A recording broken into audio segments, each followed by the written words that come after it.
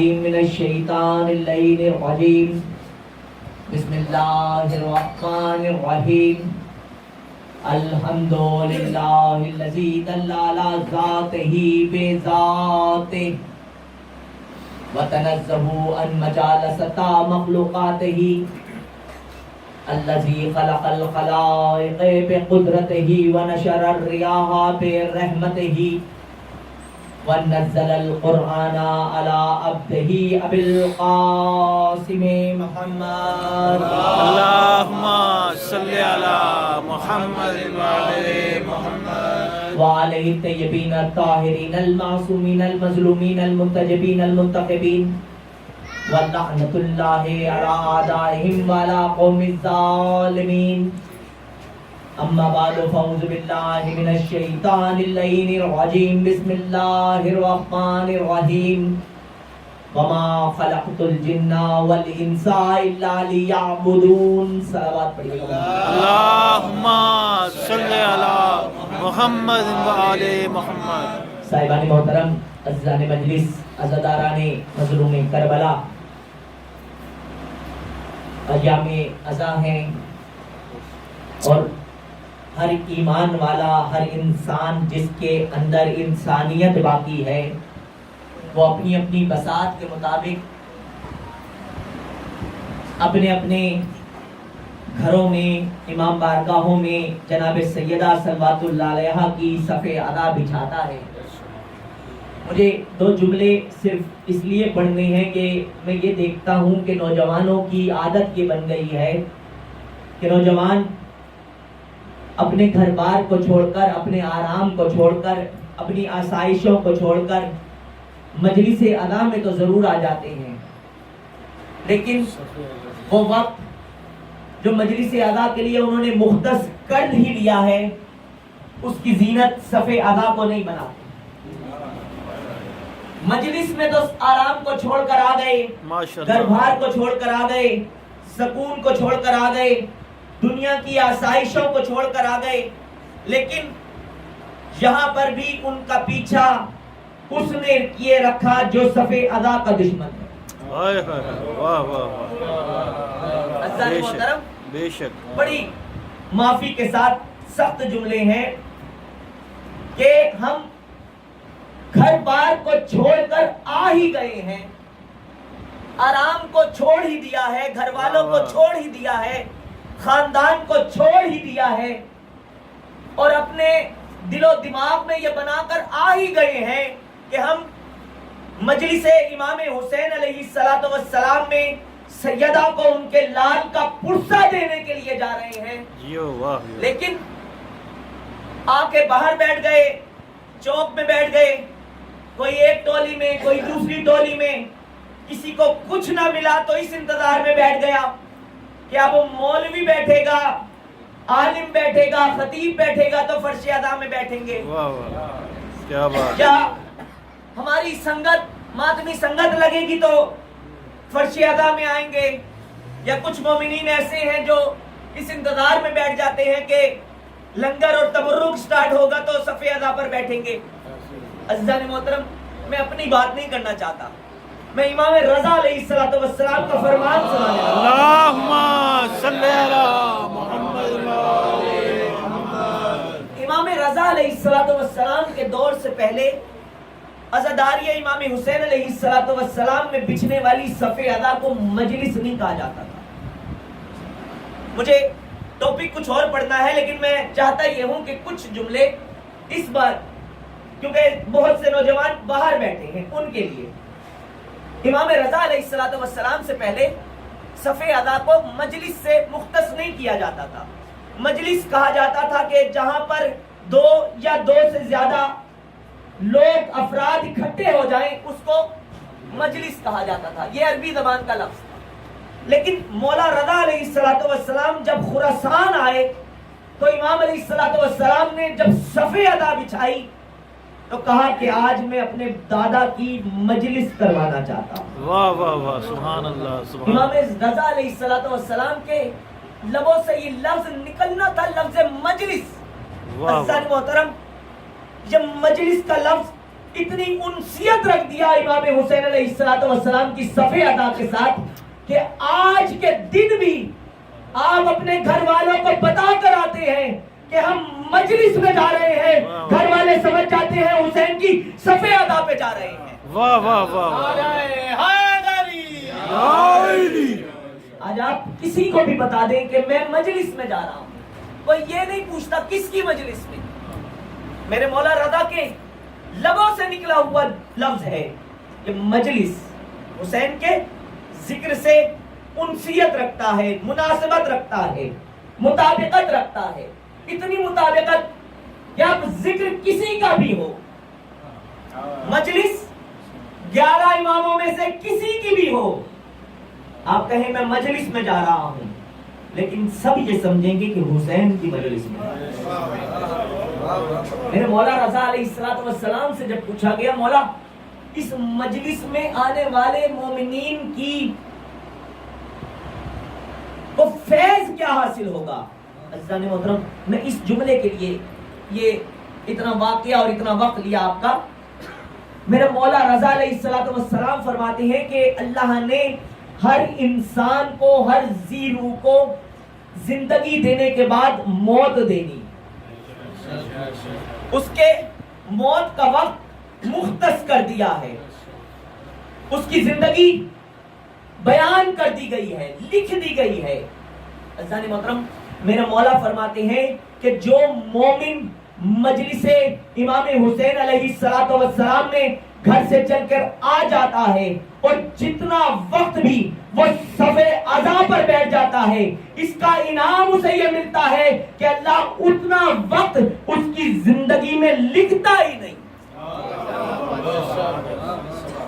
محترم، میرے جملے نہیں ہے، مولا رضا علیہ السلام فرما رہے ہیں کہ جتنا وقت بھی آپ صفِ اذا پر بیٹھ جاتے ہیں، جتنا وقت بھی، اللہ نے یہ وقت آپ کو انعام کے طور پہ دے دیا، کہ تمہاری زندگی کا حصہ ہی نہیں بنایا۔ اگر تمہیں 100 سال زندگی دی تھی اور 100 سال تم مجلس امام حسین میں بیٹھے رہے تو تمہاری زندگی 200 سال اللہ نے لی۔ واہ واہ واہ، سبحان اللہ۔ اور پھر میرے مولا فرماتے ہیں کہ دیکھو یہ صفِ اذا پر جب تم بیٹھ جاتے ہو، میرے مولا رضا علیہ السلام جن کے صدقے سے دسترخوان ہمارے گھروں میں چل رہا ہے، جن کے دسترخوان کے صدقے میں ہمارے رزق میں اضافہ ہو رہا ہے، اور میری دعا یہ ہے کہ اللہ تعالیٰ ہر مومن کے رزق میں اور روزی میں اضافہ فرمائے۔ میرا مولا رضا فرما رہا ہے کہ اس صفِ اذا کی اہمیت یہ ہے، افضلیت یہ ہے، انعام میں یہ ملتا ہے کہ جب تم بیٹھ جاتے ہو تمہاری زندگی میں وہ وقت لکھا نہیں جاتا۔ اور پھر میرے مولا فرماتے ہیں کہ وہ مریض جس کو دنیا کا ہر درد یہ کہتے کہ اب تو لا علاج ہے، اب تیرا کوئی علاج نہیں ہے، میرا مولا رضا علیہ السلام فرماتا ہے کہ ایسا مریض صفِ اذا پر آ کر بیٹھ جائے، جب اس کا جسم اس صفِ اذا سے مس ہوگا، اس صفِ اذا کی عظمت یہ ہے اللہ اس سے بیماری کو دور کر دے گا۔ نعرہ حیدری، آواز بلند صلوات، اللہم صلی علی محمد۔ پھر عزیزان محترم ایک اور بھی بات یہاں پر آپ نے درود پڑھا، آپ نے میری حوصلہ افزائی فرمائی، میں آپ کا بچہ ہوں، آپ نے مجھے اس قابل بنایا کہ آج میں منبر امام حسین علیہ السلام پر بیٹھ کر آپ سے گفتگو کر رہا ہوں۔ ماشاءاللہ مولا فرما رہے ہیں کہ دیکھو اس کا انعام ایک اور بھی ہے۔ امام علیہ السلام فرماتے ہیں کہ جب تم صفِ اذا پر آ کر بیٹھ جاتے ہو تو پھر جو تمہاری ہر سانس ہے اللہ ہر سانس تمہاری عبادت میں قبول فرما رہا ہے۔ محترم، ہر سانس عبادت میں قبول ہو رہی ہے، عبادت میں شمار ہو رہی ہے۔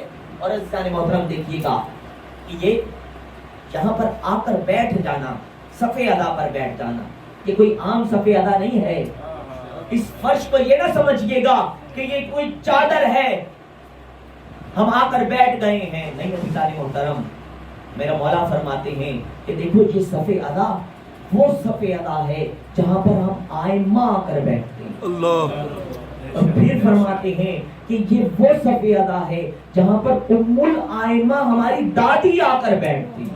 اللہ اور عزیزان محترم ایک اور یہ بات ہم نے اپنے دلوں میں بٹھا لی کہ آج فلاں مجلس کی ہے، چھوٹی مجلس ہے، کسی چھوٹے ذاکر نے یا خطیب نے پڑھنا ہے، کسی چھوٹے عالم نے پڑھنا ہے.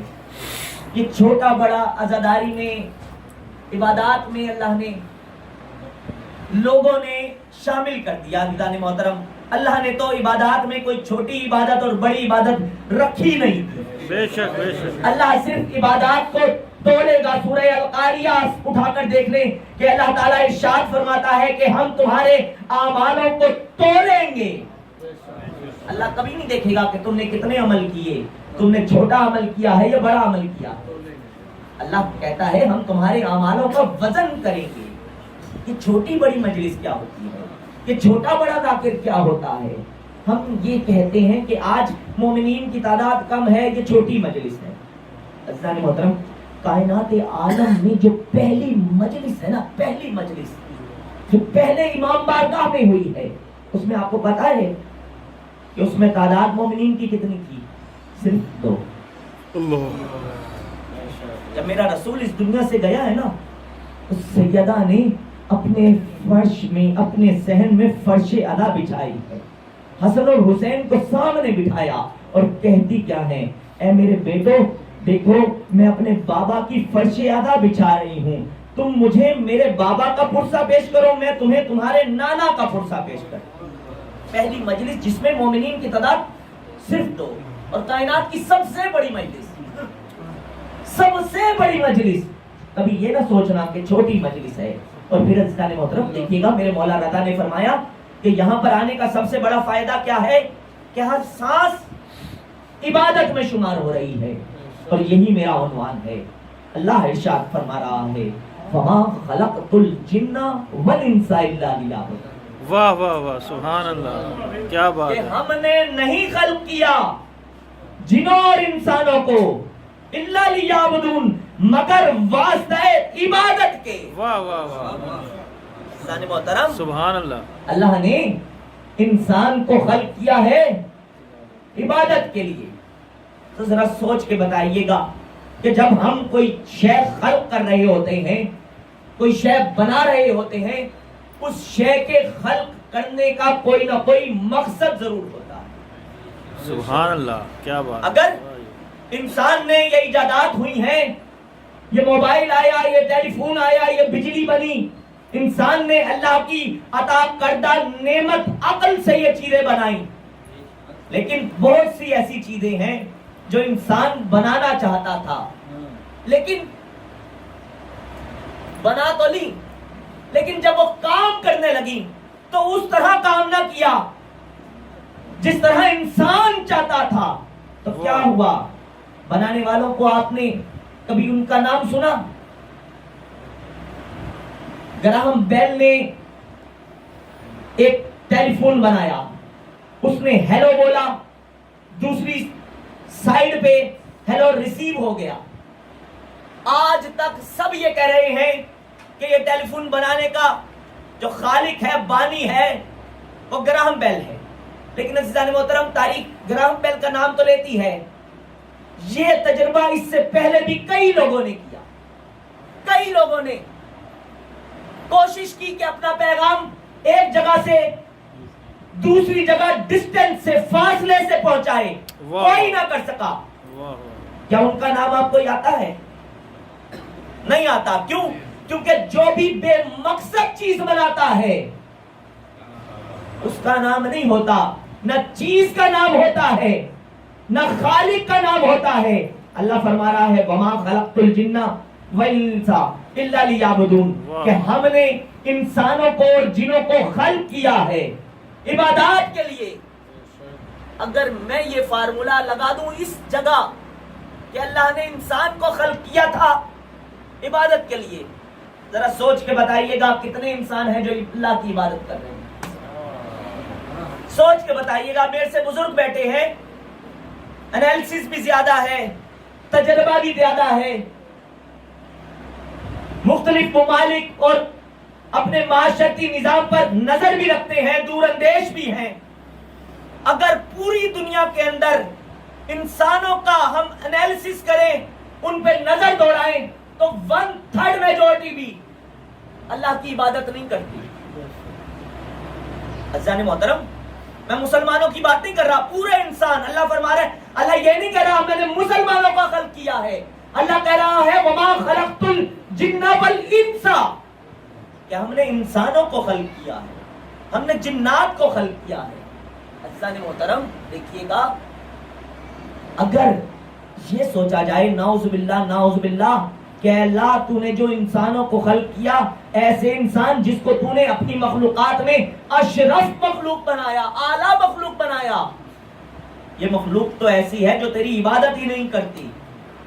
عزیزان محترم، اگر آپ کی سماعتیں بیدار ہیں تو جملہ آپ کی سماعتوں کی نظر کرنے لگا ہوں. عزیزان محترم دیکھیے گا کہ ہم یہ سمجھتے ہیں کہ انسان وہ ہے جس کے 2 ہاتھ ہیں، جس کے 2 پاؤں ہیں، جس کا یہ جسم ہے، ہم سمجھتے ہیں کہ یہ انسان ہے.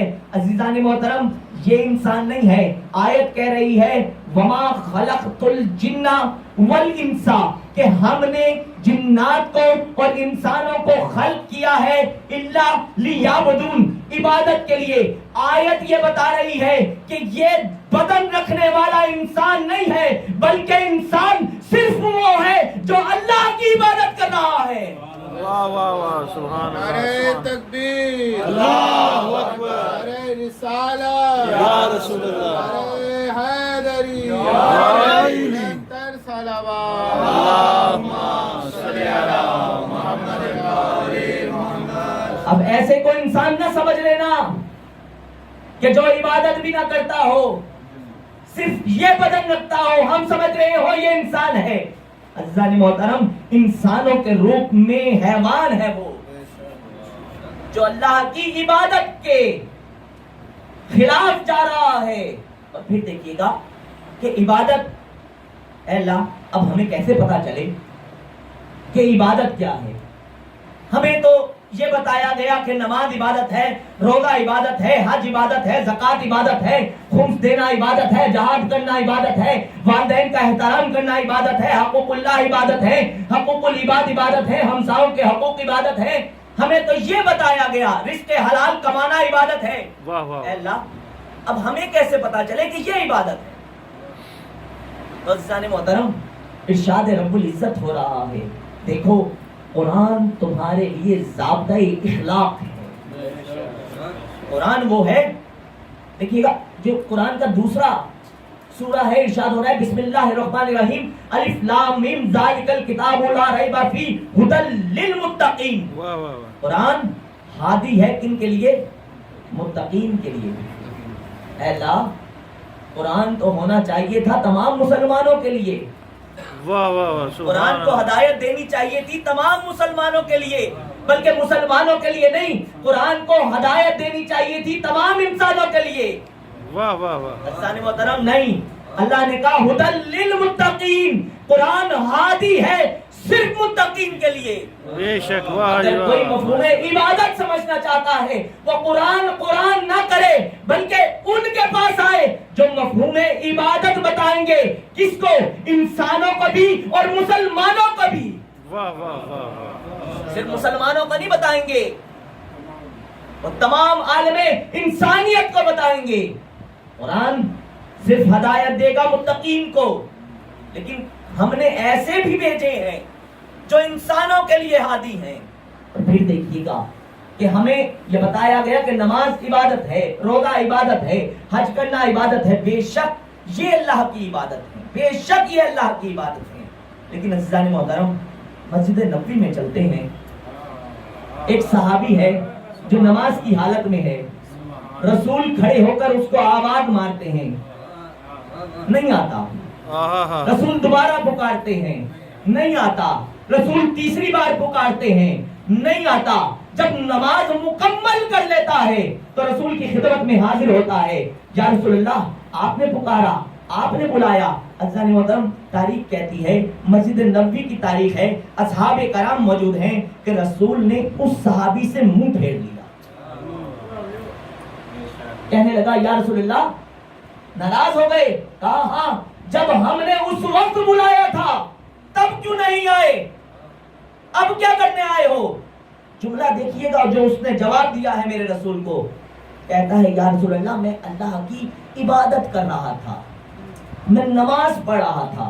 تو میرے رسول نے جو جواب دیا ہے نا وہ ہمارے لیے صراط مستقیم ہے۔ رسول فرماتے ہیں تجھے کس نے بتایا یہ اللہ کی عبادت ہے؟ واہ واہ عزیزان محترم، میرا رسول فرما رہا ہے تجھے کس نے بتایا کہ نماز اللہ کی عبادت ہے؟ معلوم ہوا نماز اللہ کی عبادت نہیں، اتباع رسول اللہ کی عبادت ہے۔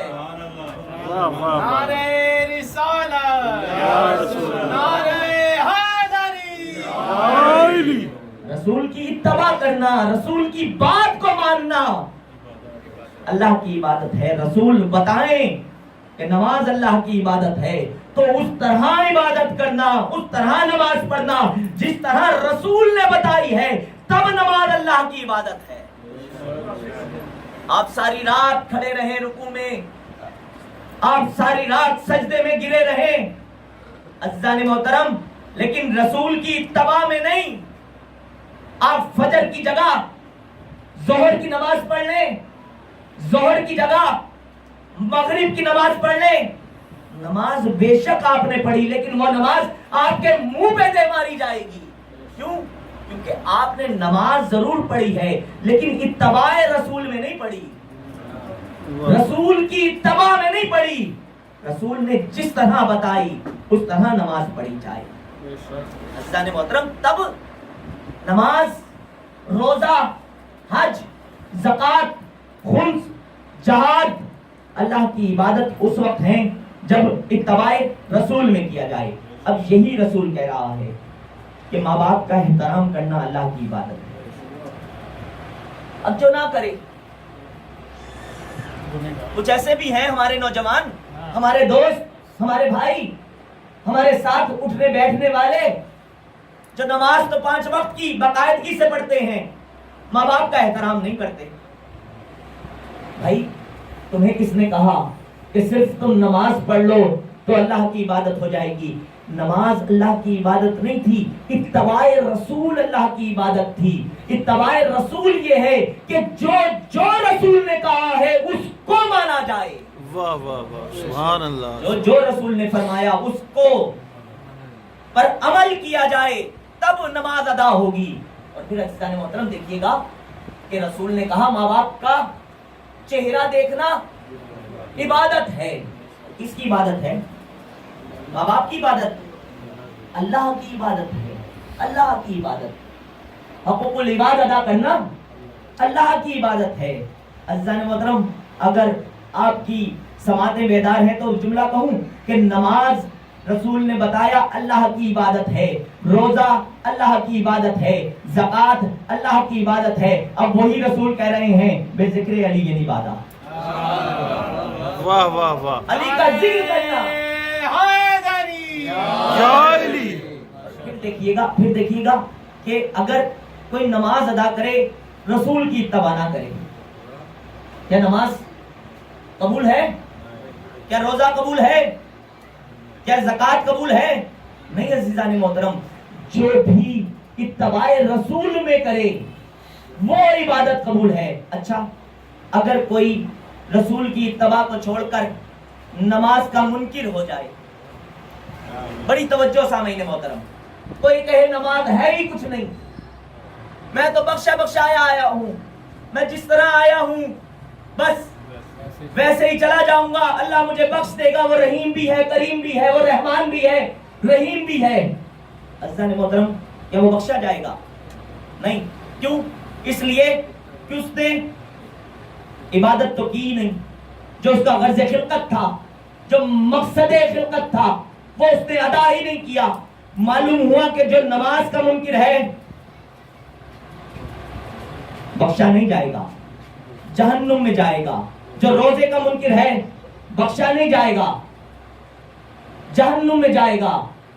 عزیزان محترم، یہی تو رسول بتانا چاہتے ہیں، بذکر علی عبادہ، جس طرح نماز اللہ کی عبادت ہے اسی طرح علی کا ذکر بھی عبادت ہے. اگر کوئی علی کے ذکر کا منکر ہے بے شک ساری زندگی نمازیں پڑھتا رہے مقام جہنم ہے.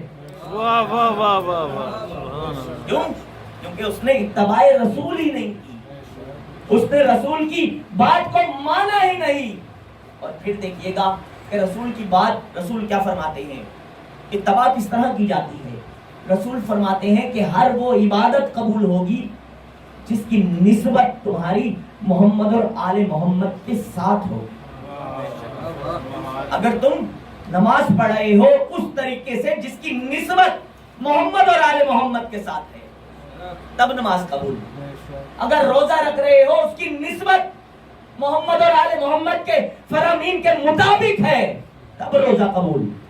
اور پھر دیکھیے گا یہ نسبت کو سمجھیے گا, نسبت بڑی چیز ہوتی ہے. ہم نسبت کو بھی بھول جاتے ہیں.